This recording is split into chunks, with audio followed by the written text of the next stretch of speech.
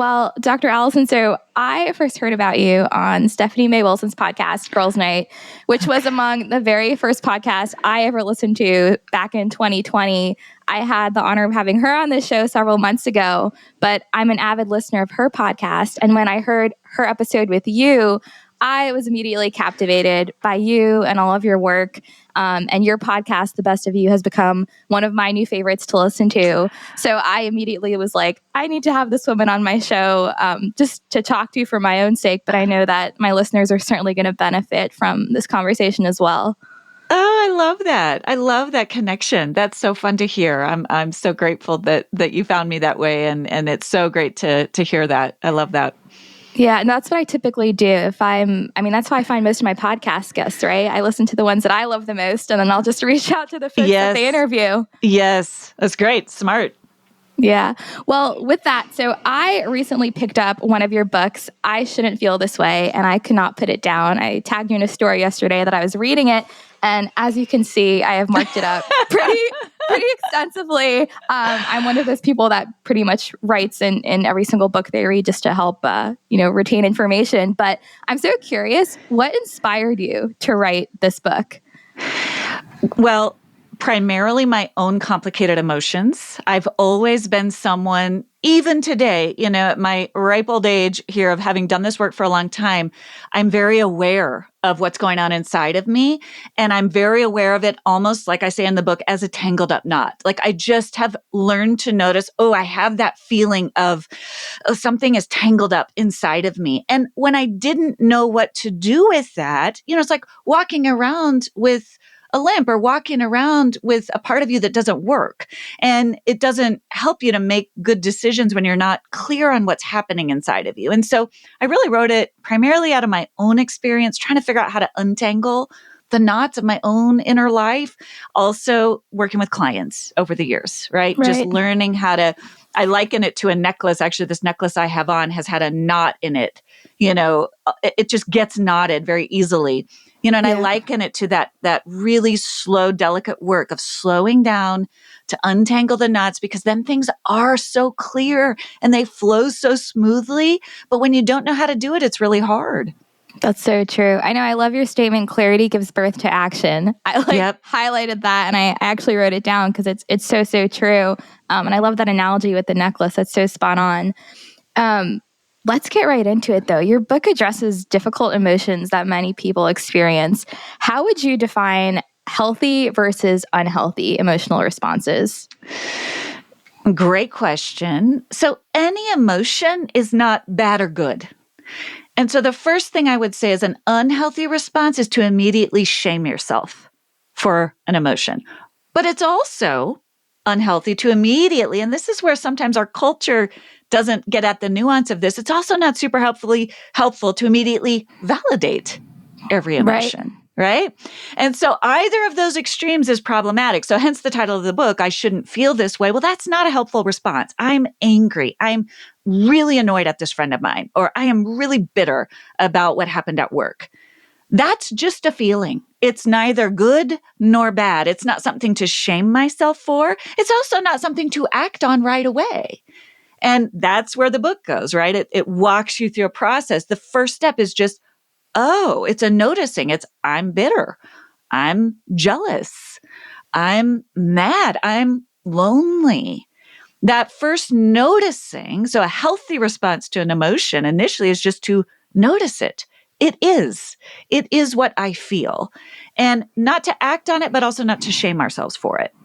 Right. I love that. I know one thing my dad has always shared with me whenever I find myself in the midst of, challenging emotions is he always says, emotions are not rational, right? They just are. Yes. And I loved that because it's so true. And to your point, we do shame ourselves if we are feeling jealous or envious or bitter, rather than asking ourselves, why am I feeling like this? And really understanding like where those thoughts are, where those emotions are actually stemming from, right?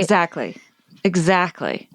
Yeah. And what are some of like those root causes behind feelings like shame and fear, the most common ones that people struggle with? Yeah. I mean, many of us just simply weren't taught what we, psychologists, we call it emotional intelligence. which is this whole skill set that many of us just weren't taught. I don't think most of us, I think it's changing a little bit, but certainly in my generation, we weren't taught this in our families. We weren't taught this in schools, how to have emotional intelligence. And emotional intelligence comes with two features. One is the ability to understand your emotions. And two, it's the understanding of how to speak constructively, keyword, on behalf of emotions, right? So think about our physical bodies, right? We have to learn a new skill. If I want to learn how to play tennis, there's a whole lot of skills I have to learn. And then I've got to practice those skills. Well, it's not that different with our emotional life, with our emotional intelligence. It's a whole part of us that requires some skill to learn. And that's what I'm trying to do in this book. So that's the baseline, as a lot of us just weren't taught. But then depending on our families of origin, some of us had higher levels of emotional awareness than others. Sounds like, based on what you're saying about your dad, there was some emotional awareness in your family. Emotions weren't necessarily shamed, but many people grew up in families where those emotions were shamed. You can't feel that way. You can't, or at the very least, it's not only that you can't feel that way, but you can't express that feeling, right? Right. And so we learn kind of through, even the best of parents maybe didn't know how to help us understand the emotion, not again necessarily act on the emotion, but understand it. And then lastly, there is the reality of trauma, of, folks having really, really painful experiences, whether in childhood or adulthood, that have never been healed. And that can lead to nervous system responses that are disproportionate from the event that is occurring in the present.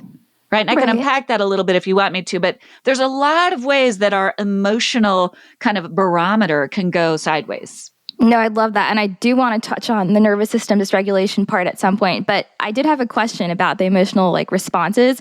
I'm so curious, in the clients that you've worked with, have you noticed anything with culture and the way folks express emotions? Because I know I'm Italian, and I know that, the typical Italian family tends to be overly emotional to some extent, right? Versus another culture. So have you noticed, I guess, any synergies there or impact there? Absolutely. And I'm so glad you brought it up, because there is that overlay too of how different cultures deal with. Some cultures really value and honor the big emotions. Some cultures really sideline and kind of have an almost silencing effect. Doesn't have to be shaming, but emotions shouldn't be expressed. And so those are nuances of how we pick up our own understanding of an emotions. And again, there's no right or wrong there, but we do need to, as we become emotional intelligent, to recognize our own defaults, our own conditioning, how our emotions impact others,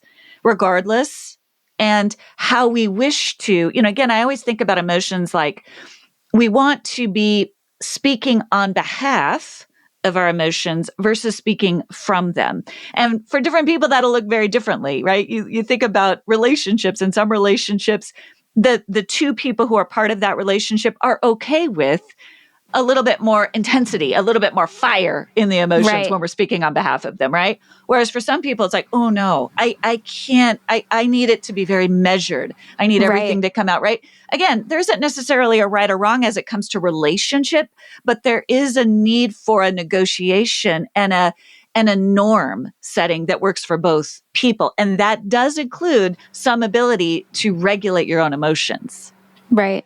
So true. Yeah. I find this area so fascinating. If I wasn't in the wellness space, I certainly would be in the psychology space, because there's just so much depth, to all of these topics. Yes. One thing you do mention in your book that I highlighted is that you mentioned you believe that the noise in our minds and our inability to tend to it is one of the most underaddressed, underdiagnosed, and undernamed threats to the health of ourselves and our relationships. That really, really stuck with me. And I just started thinking, there's noise 24/7, even in my life. I feel like I'm always listening, and you've had podcast episodes on this too, but we're constantly stimulated, right? Whether it's listening to a podcast or music or talking to someone.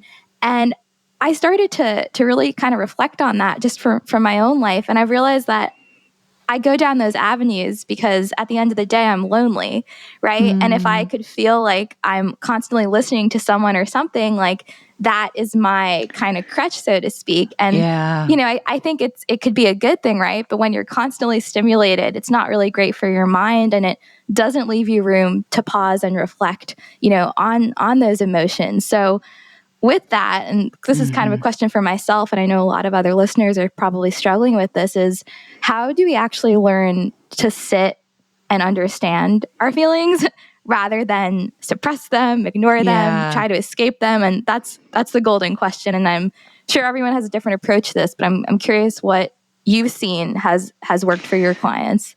Yeah, you're saying something so important when you're describing that tendency to have a podcast in our ear, have noise in our ear as a form of connection. That's a really insightful comment. And I agree with you. And I see that. And it's not all bad. But I like to say to people, there are actually 3 relationships that we need to cultivate: a relationship with others, that connection with others, a connection with our spirituality, with something outside of us, whether that's God, whether that's, for whatever that looks like for people, and a relationship with ourselves. And that relationship with ourselves is where we do need to be able to untangle from the voices and the noise of others, even just momentarily. And I do think it's harder and harder in our world. It can be as simple as taking a walk for a few moments. It doesn't have to be, I don't want people, I'm not saying we all have to go be monks, and sit in a cave in silence for months on end. But we do need to have a rhythm because what we're doing in those moments is attuning to our own nervous system, to our own bodies, to the cues our own emotions are sending us. I'm sad, and oh my goodness, I'm sad. And then, now that I realize that, I can call a friend and say, I'm sad. So we have greater intimacy. And that's very different from just keeping the noise on so that we never have to face the sadness. Yeah. And so we need those rhythms of taking walks. Sometimes it's as simple in the busier seasons of my life when I had kids and I was in the car a lot and in carpool lanes a lot, just turning off, just having the discipline of when I'm in the car for these 20 minutes, not listening to the radio, not listening to a podcast. Right. Because I'm moving, it's contained, but it's my time to just be with myself and notice, what am I really feeling? What am I really thinking about? What are the messages I'm telling myself? Right. So just that discipline, just a little bit of a rhythm is a better word of being with ourselves and learning that it's okay, that it's not going to overwhelm us, but that it gives us that moment just to check in, just like we would with a friend or a child, where just a quick check-in of, how are you really doing? What are you really thinking about? That's what I mean by wanting us to just have these moments with ourselves.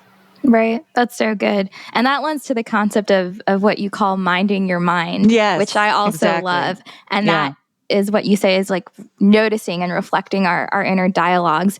How do we tactically do that? And you highlight like this 3-step, what is it? Name, frame, and brave process. Could you elaborate on that? Because I love that so much. Yeah. I mean, the first step to all of this is the naming, just getting used to noticing without shame.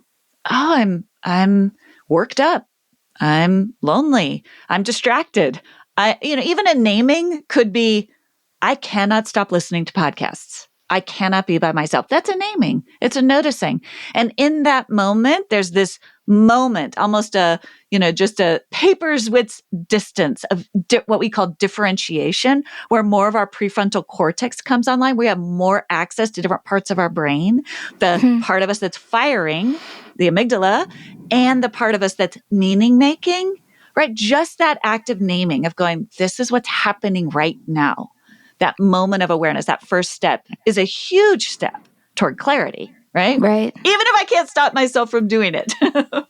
I am aware that I am. And it introduces just a subtle shift to where the next time there might be that pause where I go, why? Maybe I should just delay that for a few moments, right?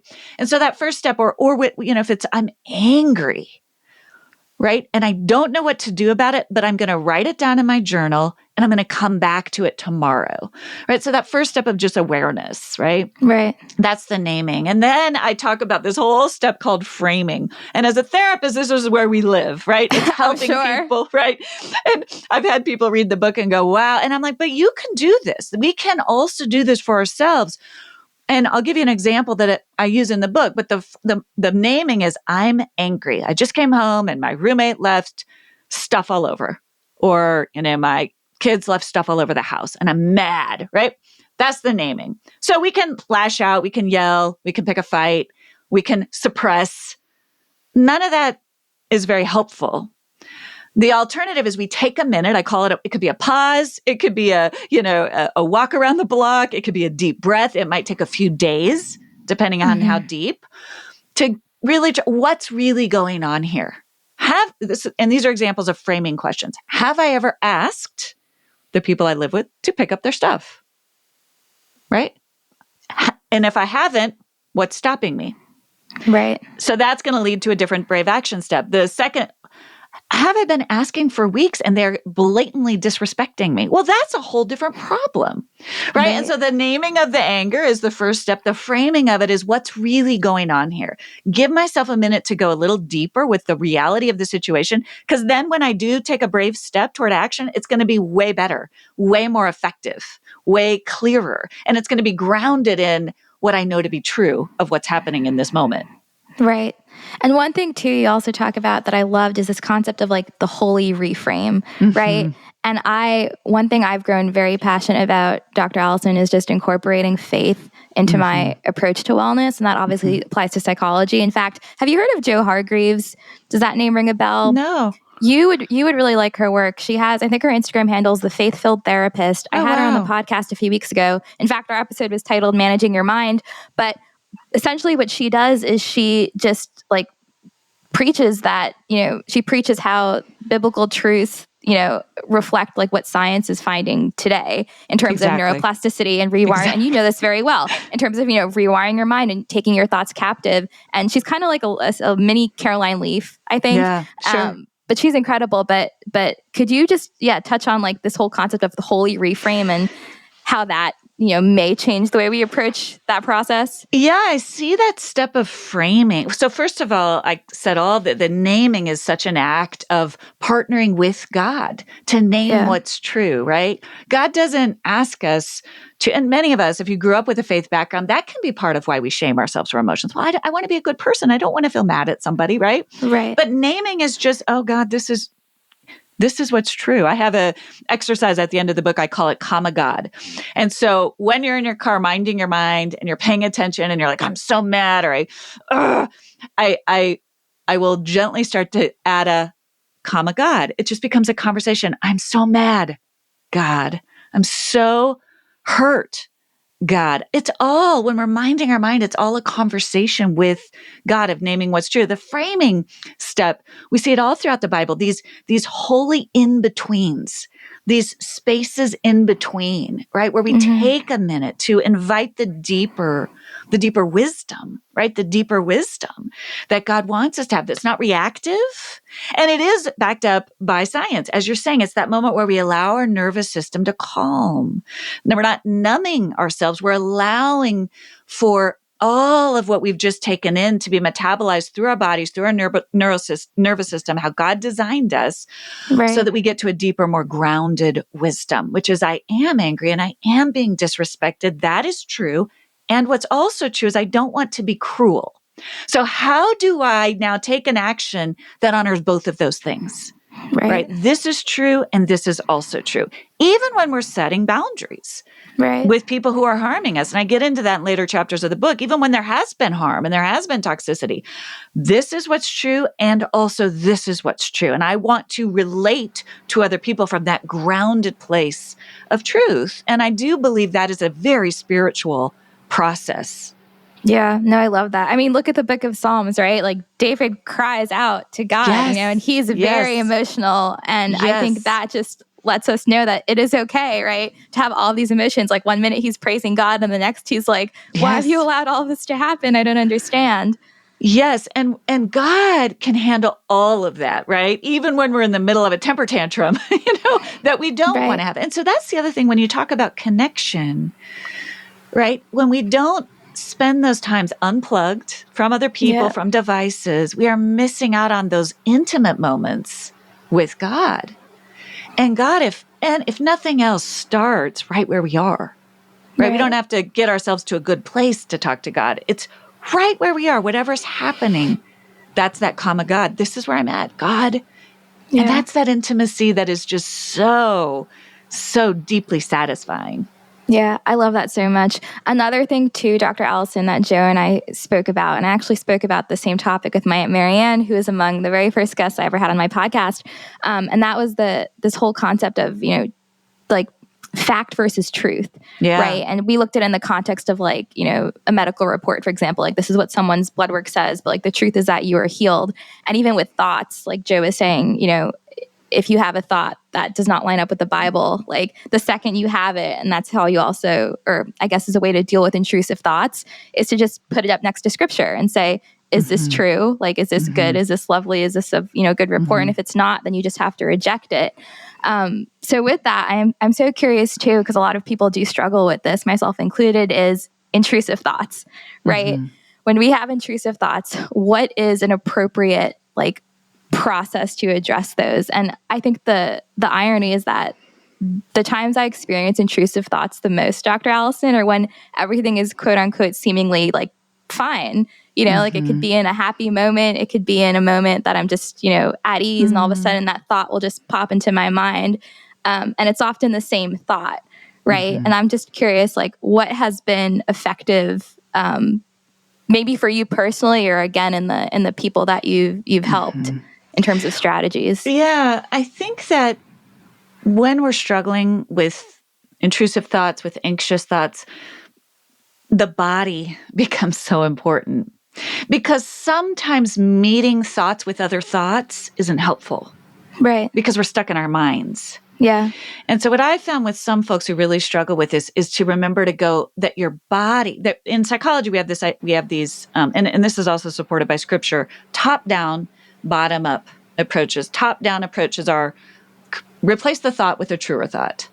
Very effective.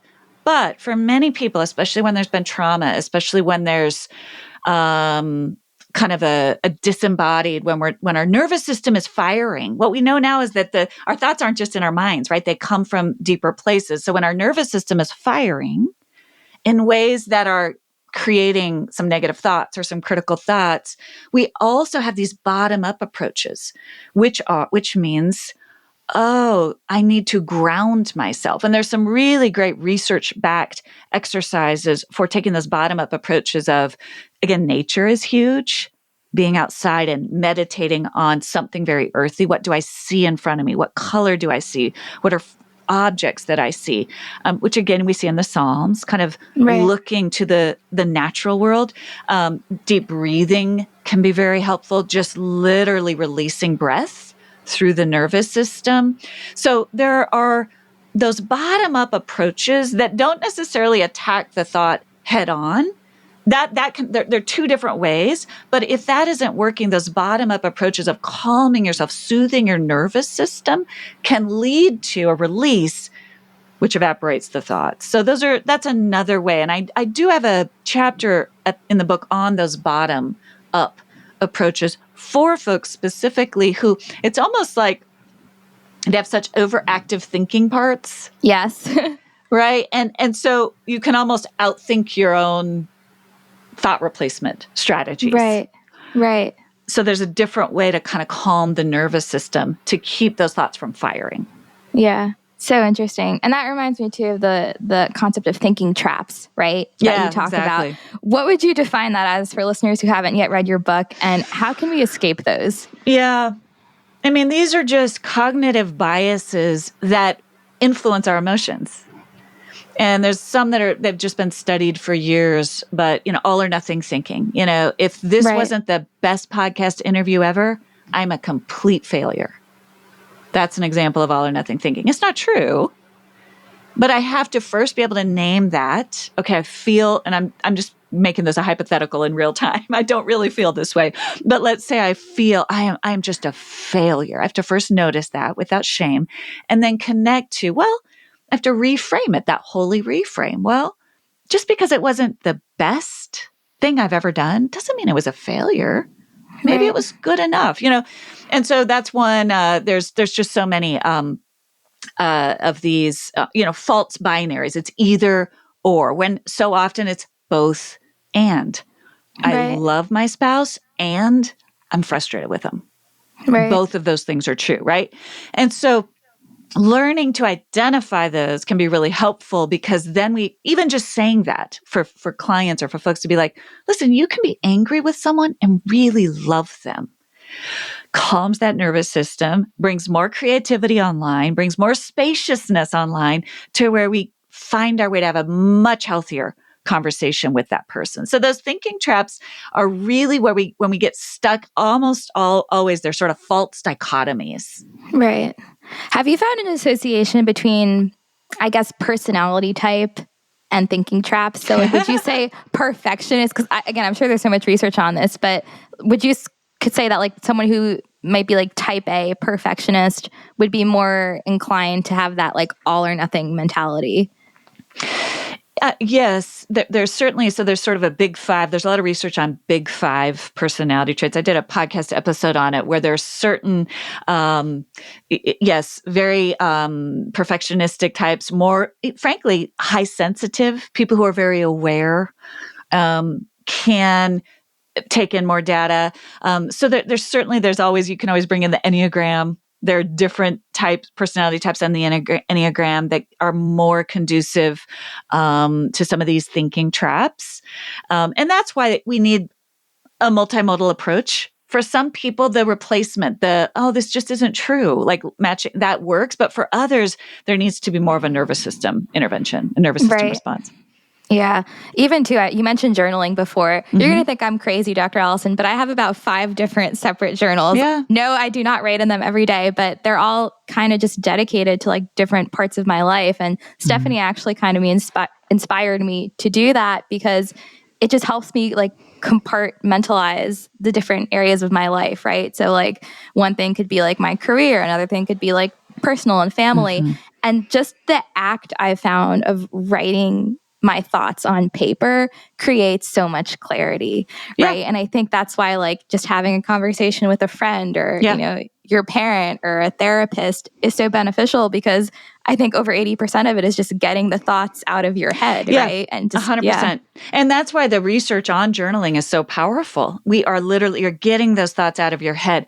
And the thing about relationships, processing with a friend, is it's the quality of the connection. Are you processing it with someone who's listening, honoring, holding space? Are you processing it with someone who's jumping in to give advice prematurely, who's telling you what to think, who's telling you what to feel, right? So that quality also is really important if you're someone who deals with a lot of thinking traps, right? Those relationships are invaluable when you go to someone and say, especially with shame, I feel shame, right? For that friend or that loved one to say, listen, I get it, to hold it and also help you see it from a different holy reframe.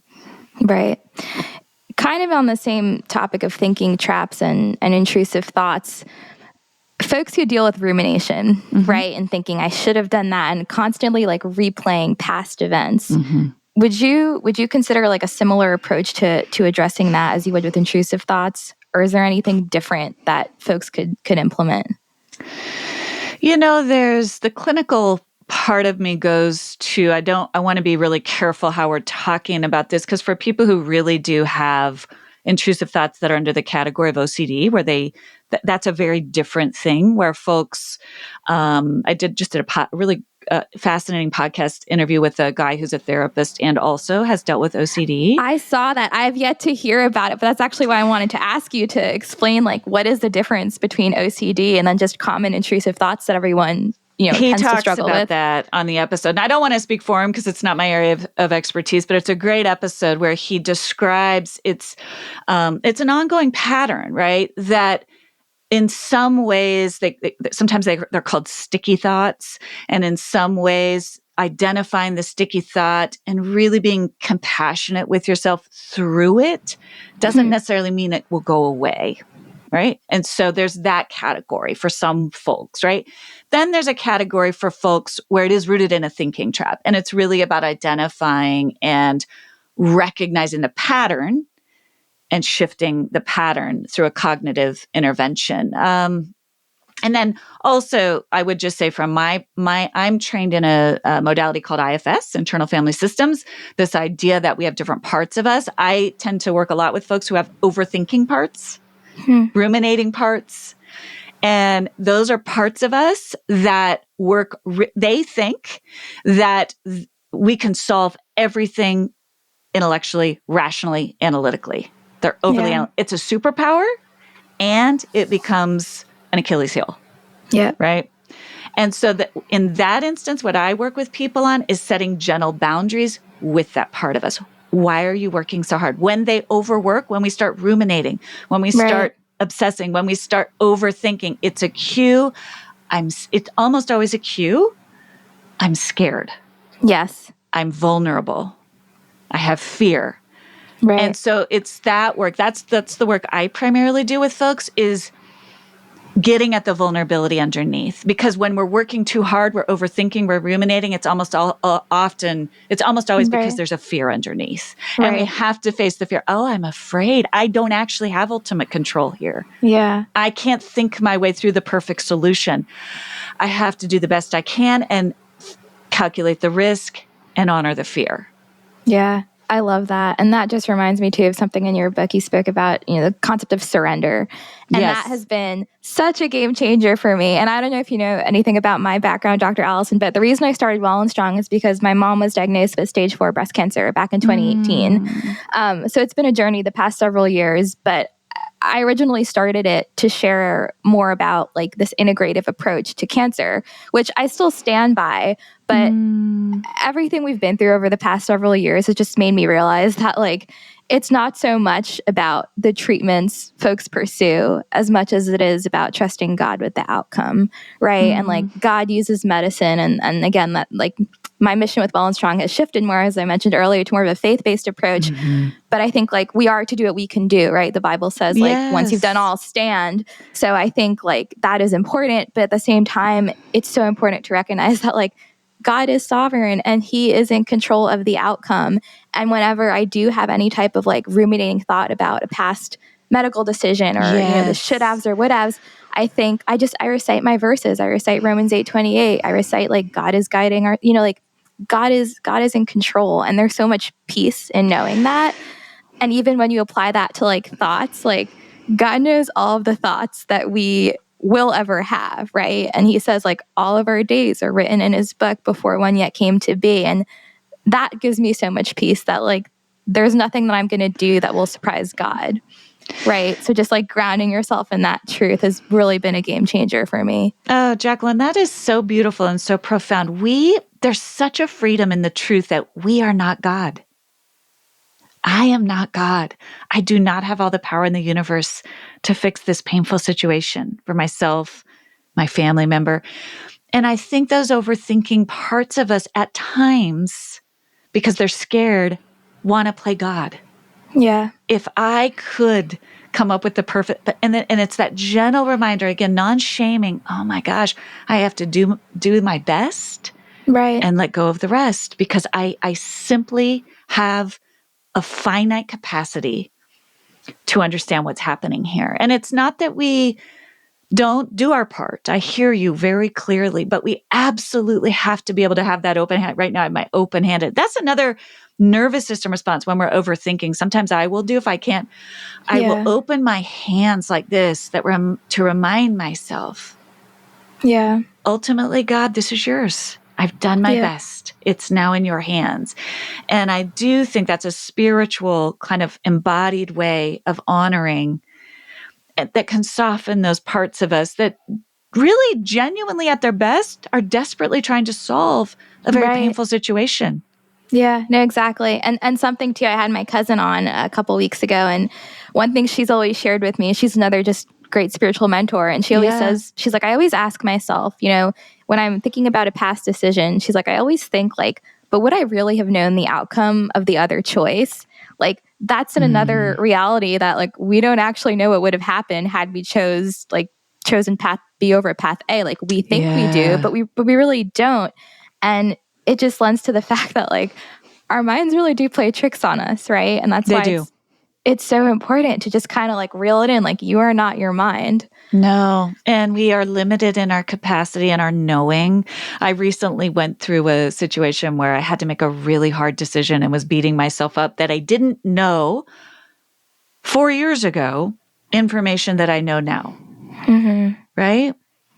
And it's almost like I had to forgive myself for knowledge I couldn't have had. Right. When I was supposed to have it. But there is that process of, again, that spiritual process with God. Saying, God, I didn't know. Yeah. I didn't know. And I know now. And, just kind of coming to peace. Yeah. With that God stands outside of all time and place. Right.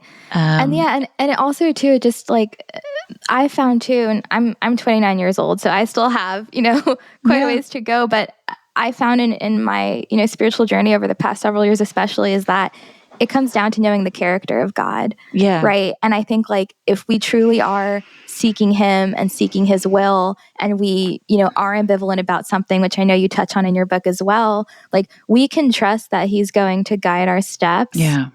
Into whatever he already has planned, right? Like even because we won't ever 100% know like all of the facts in any given situation. Like we have to just choose to walk forward. And God says that he guides our steps, right? Not necessarily when we're just like standing still and stagnant. We do have to take action. God directs. I remember a wise spiritual mentor said to me when I was younger, a little bit younger than you, but much younger than I am now, and I would be immobilized. With analysis paralysis about decisions. And he said to me, God directs a person in motion. Yeah, I love that. I thought you got to take some steps, and that's brave. That's where courage comes in. And God wants us to learn. That's why I like the idea of partnership. God longs to kind of work with us as we move. He wants us to grow and take risks, and he'll catch us when we fall. But yeah, I really, when you give me that context of what you've been dealing with the last few years, I really get it. I really get why your mind might have been overactive, over processing, and bless that part of you. Understood, right? And also, God is inviting this. Ultimately, you've got to surrender. Yeah. And it's a real learning curve, but it's a great place to be when we can open-handedly walk with God. Yeah, no, I love that. One thing that just sparked a thought, I wanted to touch on this earlier when you were talking about naming emotions, but in terms of behaviors, right? We have numbing behaviors. Yeah. And you say that numbing is the opposite of naming. Yeah. What are some examples of those numbing behaviors? Because I feel like, I mean, there are so many, right? So just if you could highlight some, because I feel like folks are going to be like, yep, I do this all the time. Yeah. And I really try to make sure I talk about, there's conscious, intentional numbing that is sometimes healthy, right? And then there's when we're just completely avoiding. And I'll give you some examples. So numbing behaviors that go, the kind of low-hanging fruit, it could be booze, it could be, drugs. That's sort of but for many of us, it's binging Netflix, it's binging podcasts, it's constantly keeping the noise in, it's social media, it could be food, it could be shopping, it could be, so there's just a range, right, of ways that we shut down painful emotions. And as a fellow overthinker, as a fellow, I relate to a lot of what you're saying. Sometimes I strategically tell myself, I've got a lot on my mind. I need to not think about it after 6:30 p.m. And so for me, in the evenings, I really choose. I watch shows. I take walks with my husband. That's not numbing. That's strategically calming, soothing myself, right? I've learned that over time. Numbing back in the day for me, before I was doing that, was just never dealing with the overthinking. But so instead of actually recognizing, oh, I'm hurting, and so I'm overthinking over here to try to solve all my problems. And then just essentially when it got to be too much, checking out through like, a binge Netflix, but never really recognizing what was happening. That led to really unhealthy patterns, if that makes sense. No, it does. That reminds me too, they did a study, and this was like a long time ago, but people trying to lose weight, and they had one group, every time they went to the refrigerator after like 8 p.m. at night, they had one group stop before they ate anything, take out a journal and write down what they were feeling and wait 5 minutes and then see if they still went back versus the other group just, letting them do whatever. And they found that the former group lost weight because they weren't like inclined to eat after they had addressed their emotions through, journaling what they were. Yeah. And that's so powerful. And I mean, at night too, like if it's a late night and I'm working and I'm stressed, like what is my first reaction? Go to the refrigerator. Course. Yeah. But it's like we do it so subconsciously. Yeah. It's that, what you just described there is that pause. Right. It's that pause to frame name. I want to grab the bag of cookies. Yeah. And then the pause of what's really going on here. Do I need the bag of cookies? Or am I tired or lonely or scared or just really tired? And maybe I should go to bed, It's that pause that is so, so valuable. Right. And that last step of braving it, right? What are some ways to brave care? Ooh, we've covered some of them. I would say I use the acronym of BRAVE. So boundaries, and that's the low-hanging fruit we tend to, and boundaries don't just mean with other people. Boundaries can mean internal boundaries. So boundaries with myself. If I overthink and stress out after 8 p.m., do I need to set boundaries with my work so that I'm not, right? So there's that part of boundaries. And that's not, boundaries aren't punitive. Boundaries are about care. Boundaries are about wholeness. Range is the R, increasing my range. Instead of reaching for the bag of cookies, calling a friend. And really writing that down. What are 5 other things I could do instead of this thing that isn't helpful to me, going for a walk? Increasing my range of responses. A is assertiveness. Many of us struggle with asking for what we need, asking for help, right? So that's a way we can care for ourselves. I need help with this, right? The V is vitality. I really think it's so important when we think about caring for ourselves to think about what makes us come alive. What fuels our tank? What stops that overthinking? Because we're having so much fun. We're not, worried. Noticing those things. And I think that's very biblical. Like, what brings us joy? What makes me feel God's presence? Is it going to I had a woman on my podcast, she said, it's going to amusement parks. And I was like, good for you. That is not what it is for me, but that is awesome. It could be a lot of different things. Right. Should I just forget everything? So I take my team to amusement parks once a month. Yeah. And I'm like, good for you. And then E is our environment. How do we care for ourselves? How's our environment? Do we have too much stimulus? Do we have not enough? Are we going to the gym or going to coffee shops that are supporting our feeling of wholeness? Or are they, there's folks there where I don't feel safe or whatever. Yeah. Our church environment, right? What's our church environment like? What's our home environment like? What's our friendship environment like? And so what can I control in my environment? So it's not all on me. So those are like, and I go through lots of examples of those for everything kind of that we're talking about. But there's so many ways we can, and this is your area with wellness, we can begin to build a really full, whole life where we do, my husband will often say, based on the Psalms, every day will have its share of work, toil, suffering, and joy. Yeah. Work meaning just work that's hard, but good. Toil, which is like, oh, I don't like doing this, but I got to do it. Might be the dishes, it might be. Yeah. Suffering is this, I'm sad because I'm worried about someone. Joy is, this was just a great moment. Like a good life includes all of those things in balance, right? So that we are caring for ourselves in proportion to what we need. Yeah, I love that. I love that acronym, and I love the vitality component. And I have found that has been truly life-changing for me because honestly, the times where I'm not worrying about the future or ruminating about the past are the times where I'm fully immersed in the present, right? And that, to your point, is like you said, when we're doing things that we fully enjoy, be that painting. I bought a set of paintbrushes and I haven't really painted since I was a child. I love it. I found that I love painting, and my dad got me an acoustic guitar a few years ago for my birthday, and I'm learning to play the guitar. And I find that whenever I'm so, again, immersed in an activity, your mind doesn't have time to ruminate on those thoughts. Exactly. Music is a huge one for the mind. Nature, color, visuals.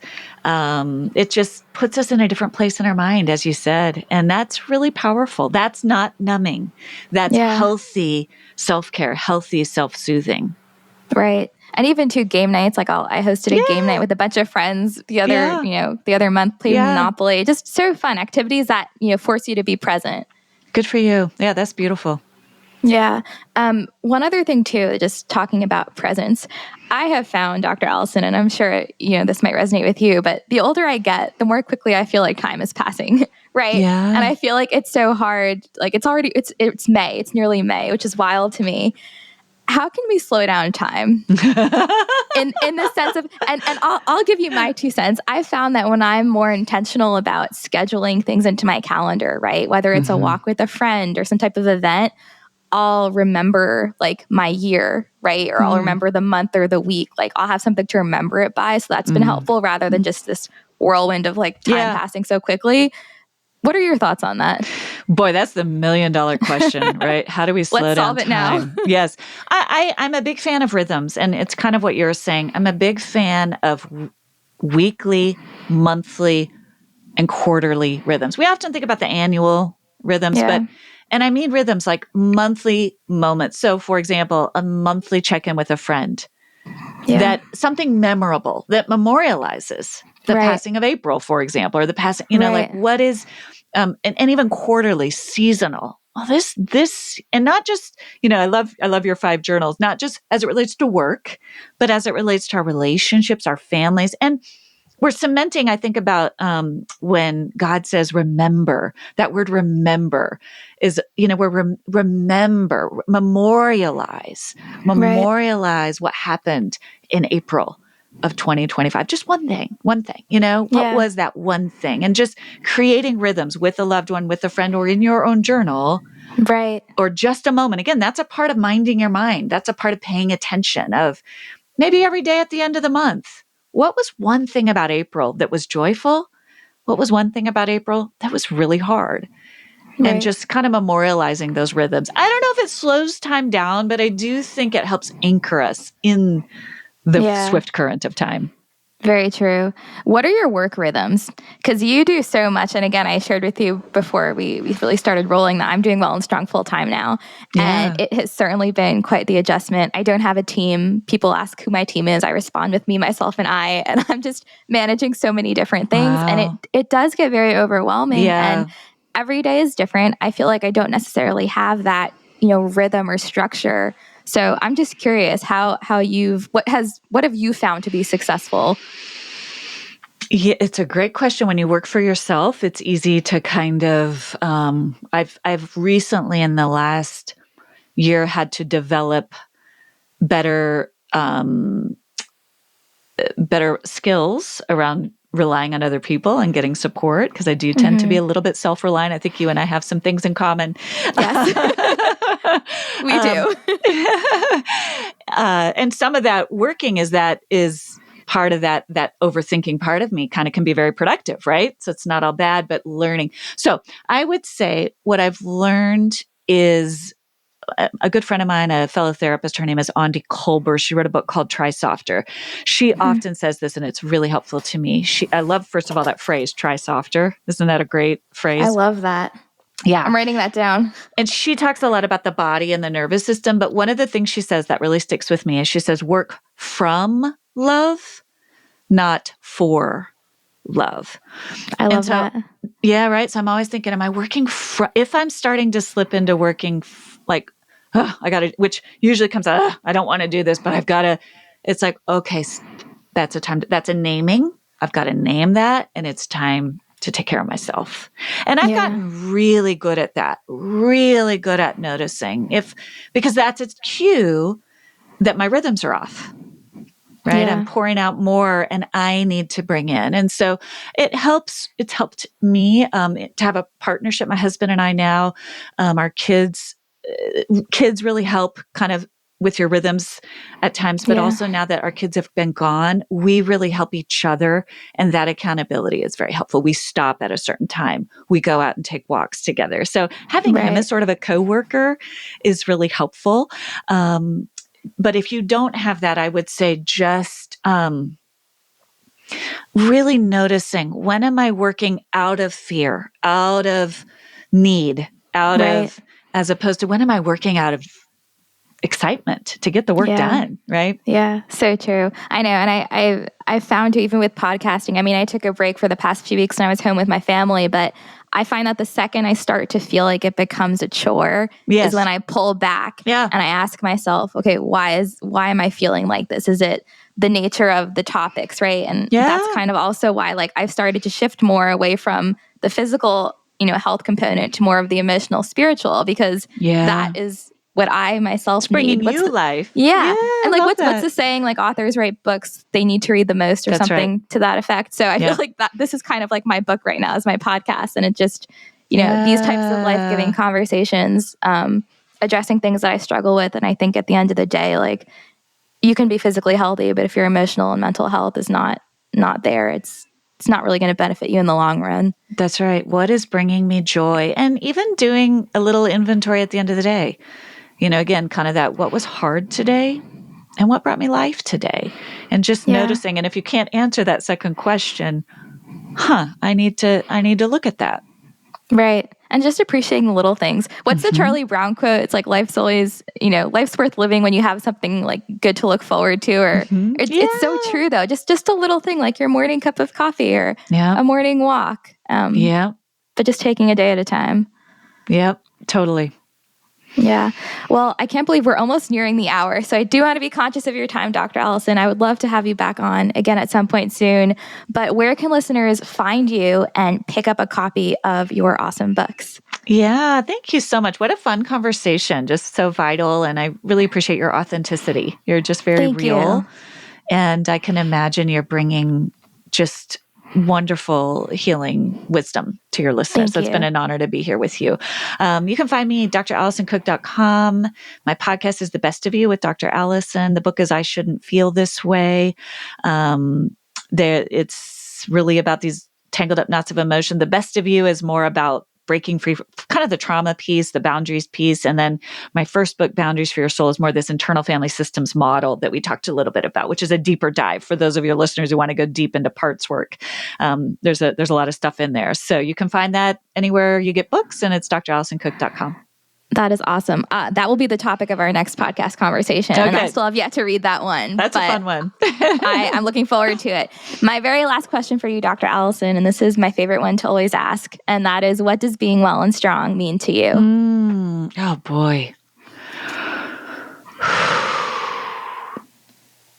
It's what we have been talking about. To me, well and strong isn't the absence of hard things. It's the ability to lead myself in partnership with God through what's hard, through what's beautiful, through what's good, without missing any of it.